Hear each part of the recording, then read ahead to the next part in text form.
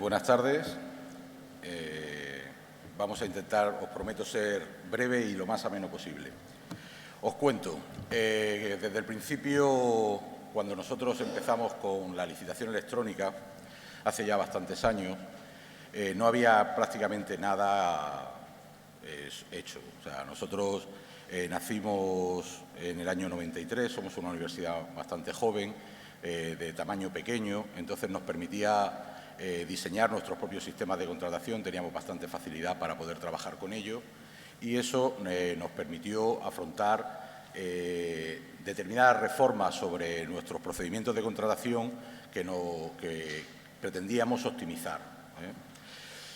Cuando empezamos a ver en el año 2008, 2009 aproximadamente lo que había sobre el mercado, lo que las empresas empezaban a ofrecer, poco más que eran sistemas de mensajería y lo que nosotros estábamos buscando, que eran herramientas completas, herramientas integrales que garantizasen todo un proceso legal, pues era prácticamente ciencia ficción. De todas maneras, nosotros empezamos a incorporar elementos como el correo electrónico, como el uso de fotocopias, que en aquella época pues, pocas administraciones utilizaban y pretendimos seguir en esa línea. Ciertamente, ya fue en el año 2010 cuando la universidad, animada por un contrato, por un suministro, una subasta de energía eléctrica, que son los buques estrella, los buques insignia de la licitación y de las subastas electrónicas, y sobre todo motivado por la visita a un programa de intercambio de Erasmus, de la que entonces era jefa de sección, la administradora de contratación Esther González, que fue a Portugal y vino contándonos que los portugueses, que estaban medio locos, todo lo hacían de manera electrónica y que a pesar de que había sido una medida impuesta por su gobierno, todo el mundo estaba contentísimo. Eso ya nos hizo a nosotros ver que si los portugueses estaban yendo por ese camino, algo había.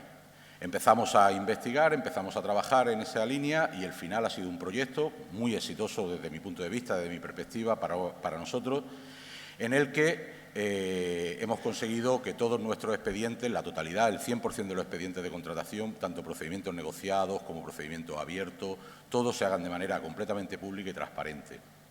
El proyecto nosotros lo iniciamos, pues estaba por ahí, ha dado ante su conferencia, pues leyendo el libro de Jaime Domínguez Macaya. Para mí fue algo revelador y se convirtió casi en el libro de cabecera, junto a algún otro que no se puede confesar, pero que al final te dabas cuenta cómo se podía avanzar incluso yendo en contra casi del Estado español. Cuando ya más adelante fuimos viendo lo que había por el mercado, nos dimos cuenta que incluso el gobierno vasco, también otros locos, habían conseguido hacer centrales de compra, habían conseguido hacer su propio organismo de certificación, el ICEMPE y todo eso, y que Jaime pues, había hasta escrito un libro, o sea que ya estaba todo el campo abierto, podíamos hacer cualquier cosa. Os cuento todo esto pues, para que entendáis cómo la política que lleva al cambio, la gestión del cambio, la resistencia al cambio, todo eso no está nada más que dentro de nosotros. Porque lo que quiero intentar en esta conferencia, en esta charla, es que veáis que la gestión del cambio es una parte muy importante, pero no es la única. Pues bien, voy a poner un poco en antecedentes respecto a la Universidad de Almería. Como os decía, nosotros nacimos en el año 93 por un decreto de la Junta de Andalucía, tenemos en torno a los 12.000 alumnos, 1.100 profesores y en personal de administración y servicio pues somos unos 500. Respecto al apartado de compra pública, bueno, nuestro campus es envidiable, está a escasos 30 metros del mar, os lo digo por si queréis venir algún día.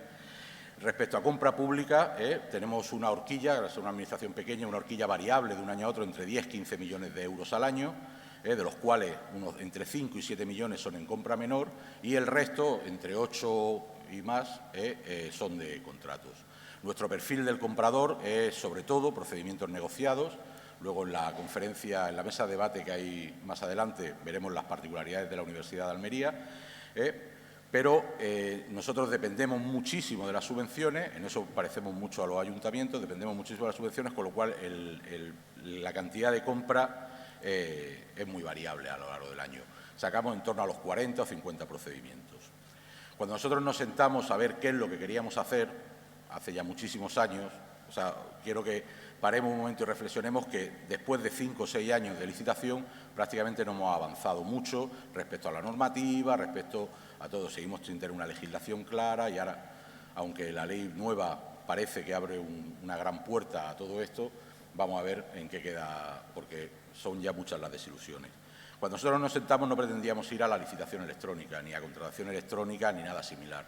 Nosotros lo que buscábamos era mejorar un proceso, que era el proceso de compra y el proceso de contratación marcado por la Ley de Contratos del Sector Público, y lo que queríamos mejorar de nuestra propia experiencia, nosotros somos todos técnicos de contratación, queríamos mejorar los aspectos que veis ahí. O sea, queríamos mejorar la competencia dentro del mercado, que hubiese mucha más competencia para, al aumentar la concurrencia, hubiese una bajada de precios.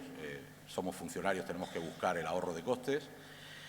Un aumento en la visibilidad de los procesos, o sea, que la gente entendiese y viese cómo se gestionaba su dinero al final, que era unido directamente con el siguiente apartado, que es el de la transparencia. Buscábamos en aquella época muchísima más transparencia en el proceso, que todo el mundo supiese qué es lo que hacíamos.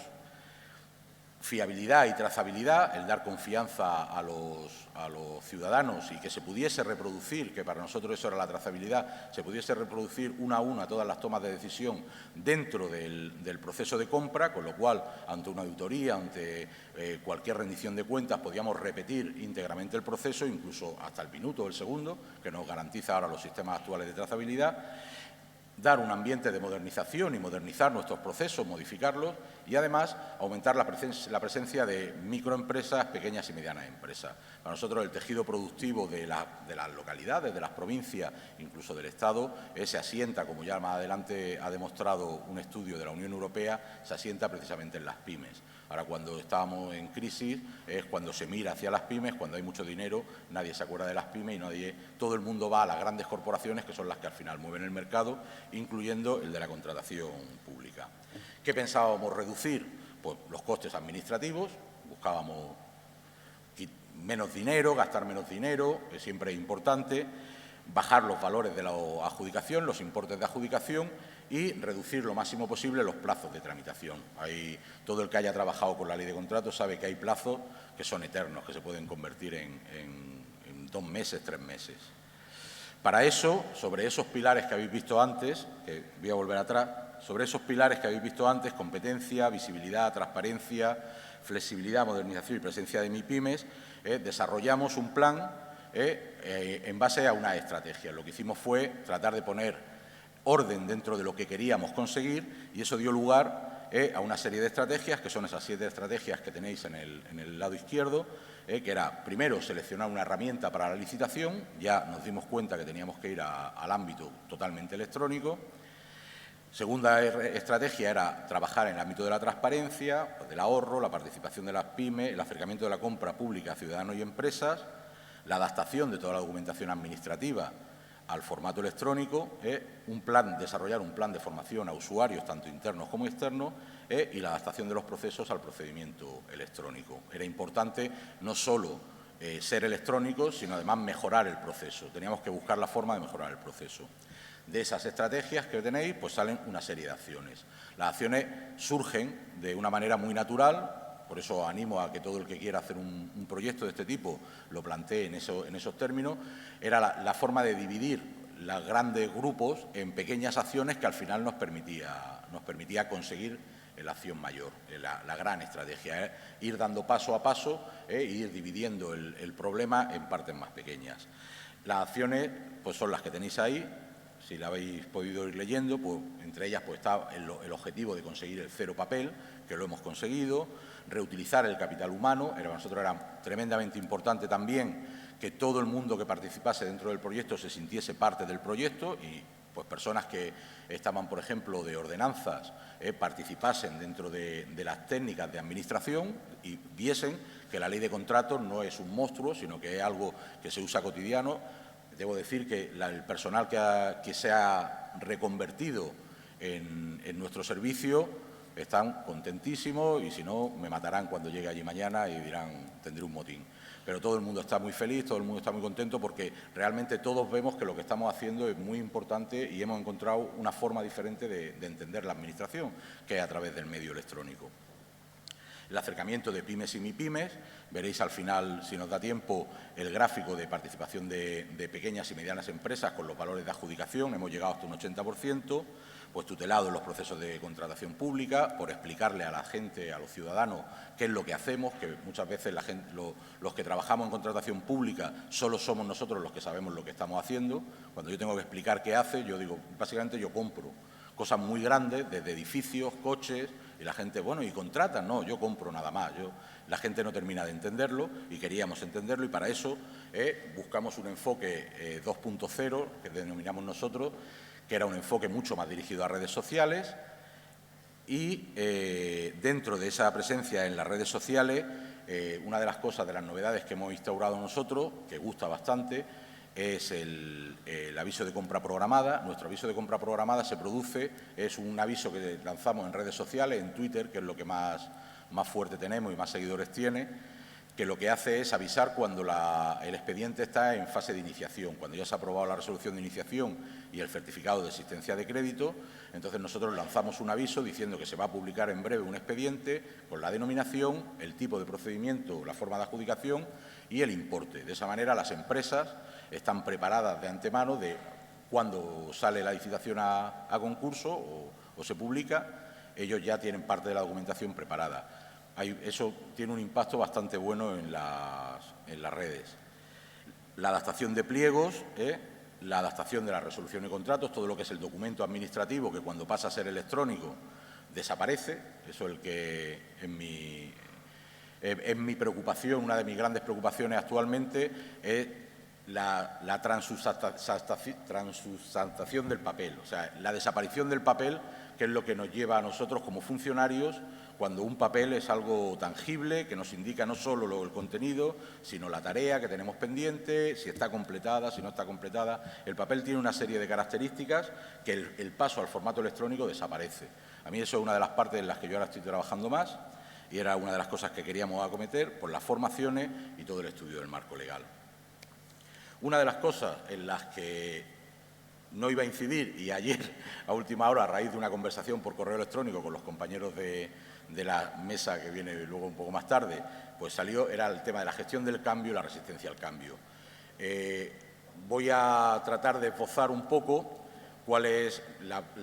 qué medidas tomamos nosotros para eso. La primera gran cuestión que hay que afrontar, desde mi punto de vista, es que la resistencia al cambio, lo pone ahí, forma parte del cambio. La razón no es otra nada más que la física pura.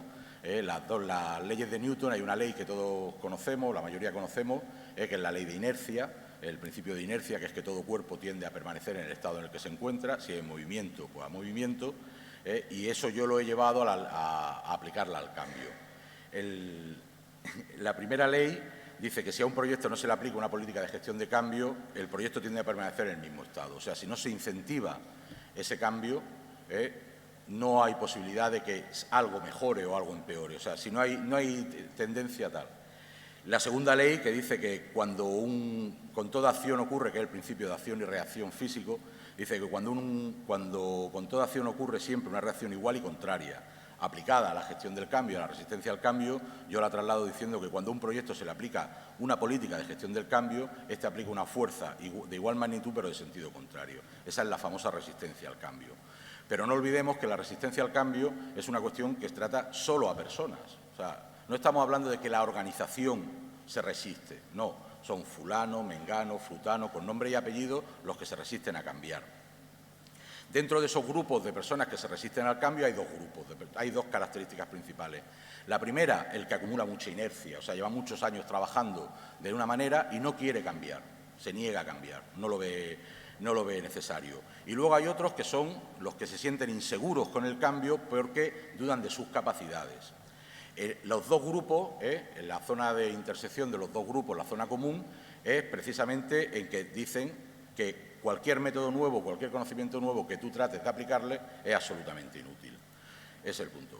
Pero al final, no olvidemos, son personas. Entonces, dentro de mi experiencia, preparé hace ya mucho tiempo una lista de cuáles eran, hablando con ellos en sinceridad, cuáles eran los problemas que afrontaban. Entonces, los problemas eran estos. O sea, la primera inseguridad era qué representaba el cambio para mí, ¿Qué representa el cambio para mi jefe? Yo voy a trabajar más que el de enfrente, voy a trabajar menos que el de enfrente, esto va a ser más fácil, más difícil. Oye, esto es obligatorio, eso me decían, ahora ya sí, antes yo decía, bueno, esto lo podíamos pensar, no sé qué. ¿Existen opiniones mejores? O sea, cuando tú dices, no, es que esto se hace así, ¿estás seguro? Bueno, pues sí, hombre, ya hemos hecho todas estas cuestiones. Y esas son más o menos las cuestiones que se van planteando. Otro es el del miedo, o sea, me están vacilando, que es la última que os pongo. Están otros jugando a un juego, tal vez para mejorar sus posiciones. Esto es para que el de enfrente se luzca y a mí me vaya a fastidiar. Una vez que contesta a todas esas preguntas, se acaba la resistencia al cambio. La persona entiende que esto forma parte de un proyecto. Entonces os digo que no son las personas no se resisten al cambio, lo que se resisten es a ser cambiadas, o sea, que su estatus cambie de alguna manera. ¿Cómo gestioné yo el cambio? Pues nosotros gestionamos el cambio realizando actuaciones individualizadas, aunque en algunos casos nos apoyemos dentro del grupo, pero realizamos actuaciones individualizadas a cada una de las personas, buscando potenciar la cooperación y la comunicación con el grupo y tratando de evitar en la medida de lo posible el enfrentamiento y la cooperación negativa. Había que cambiar confianza por desconfianza. O sea, todos los que hemos trabajado en algún momento con tecnología de las comunicaciones, todos los que hemos hecho programas, si sentimos la resistencia al cambio, la tenemos a flor de piel. Porque cuando tú te planteas, yo recuerdo una vez con un amigo que estaba delante de una pantalla de ordenador y estaba intentando colocar un botón para ejecutar una consulta. Entonces le digo, ¿qué te pasa? Y dice, pues, mira, que es que me han pedido que esto tiene que estar ahí, esto es obligatorio y ahí tiene que quedarse. Digo, bueno, ¿y qué problema hay? Me dice, es que si pongo esto, los del departamento X, no voy a decir el nombre, los de tal departamento me matan. Y eso es real, y cualquiera que lo haya hecho dice, no, es que si hago esto, me crucifican. Esa resistencia la hemos vivido mucho y siempre se trata de eso, de que la persona que tienes delante perciba que lo haces por su bien y ganarte su confianza. Al final trata de eso. También me permito pues daros 5 ideas para evitar los problemas en el cambio. El primero es liderar la idea. Liderar la idea de manera que haya una voluntad organizacional clara, que no haya fisuras, que se tenga claro que esto no va a ir hacia atrás. Si se va hacia la licitación electrónica, hacia la contratación electrónica, no se puede volver hacia atrás. Esto es un paso definitivo en el que la organización lo tiene que tener claro. Los planes de comunicación, que la gente entienda por qué se hace el cambio y para qué se hace el cambio. En este caso ya es muy fácil. Va a haber un dictamen legal, va a haber una obligatoriedad y no se puede cambiar. Que la gente se entienda entre ellas, que se pueda comunicar dentro del equipo. Medir el éxito, eso es fundamental. Todo lo que no se mide, lo que no se puede medir, no se puede mejorar. Entonces, no hay posibilidad de mejora continua.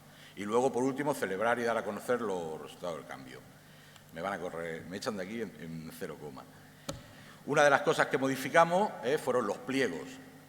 Aparte de las cuestiones legales de los pliegos, que hay técnicos muchísimo más cualificados que yo que puedan hablar, una de las cosas que potenciamos muchísimo fue el uso, parece una tontería, pero a los licitadores les ayudó una burrada, el uso de colores y diferencia. En el lado de la izquierda tenéis el pliego original, que estaba hecho para ser imprimido en blanco y negro, y en el lado de la derecha está el pliego actual, en que los sobres tienen sus colores, cada sobre tiene un color diferente, cada apartado tiene un color diferente. Los pliegos, sorprendentemente, se han vuelto entendibles por parte de los licitadores, que antes era un galimatías. Estos son los aspectos que cambiamos del pliego, con 4 modificaciones mal contadas, pues, añadiendo el régimen jurídico del contrato, la legislación y algunos apartados más, conseguimos cambiar un pliego y hacerlo completamente electrónico. Esto lo pongo pues para que el que tiene que hacer un pliego nuevo a lo electrónico entienda que no hay que volver a hacer un bronce de Contrevía, un bronce de esto de las leyes romanas, y no, con 4 modificaciones bien hechas se puede conseguir un pliego.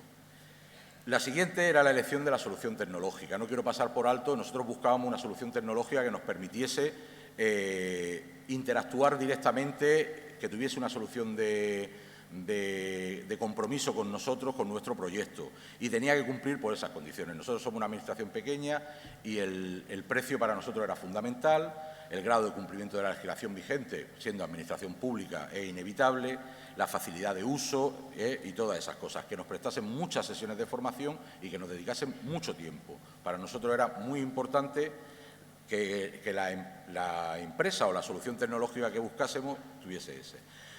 Los requisitos respecto al acceso y la utilización de la plataforma, y perdonad que es que como voy con la bulla al final me voy a pasar de frenada. Respecto al acceso y la utilización de la plataforma son estos. Estos requisitos no los inventamos nosotros, no penséis. Estos requisitos los inventó la guía Inteco de licitación electrónica.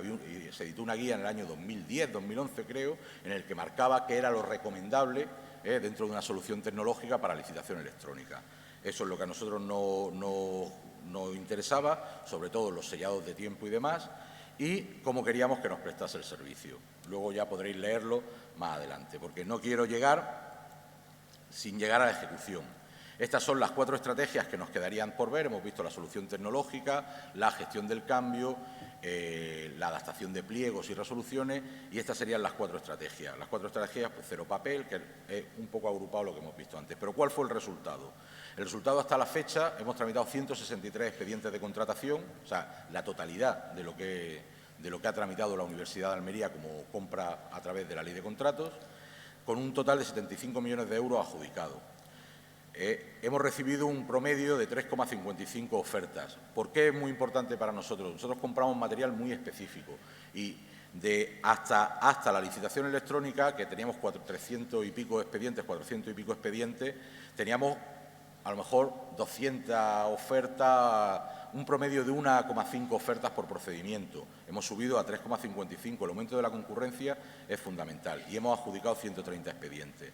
Aquí lo que podéis ver cómo se ha modificado el perfil de contratos menores a la actualidad, de procedimiento abierto, procedimiento negociado sin publicidad, y lo que os comentaba, la participación de pymes y MIPYMES dentro del ESO. Hemos pasado de muy pocas empresas a cerca del 80% de participación de pequeñas y medianas empresas, con más del 80% de adjudicación a este perfil de empresa.